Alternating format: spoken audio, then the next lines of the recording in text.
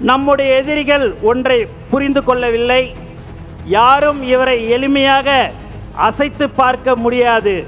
ஏனென்றால் இவர் மக்களின் நம்பிக்கை, தாய்மார்களின் நம்பிக்கை, தமிழ் மண்ணின் நம்பிக்கை.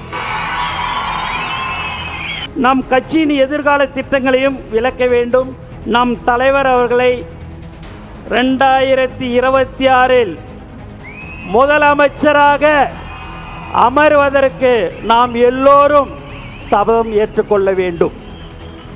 மக்கள் மாற்றத்தை விரும்புகிறார்கள். அந்த மாற்றத்தை கொண்டு வரும் மாபெரும் சக்தியாக நாம் இருக்கிறோம். அதற்கான தொடக்கம்தான் இன்றைய சிறப்பு பொதுக்குழு கூட்டம். வரலாறு நம்மளை வரவேற்கிறது. நான் உங்களை வரவேற்கிறேன். வருக வருக என்று மீண்டும் அனைவரையும் வரவேற்கிறேன். நன்றி, வணக்கம்.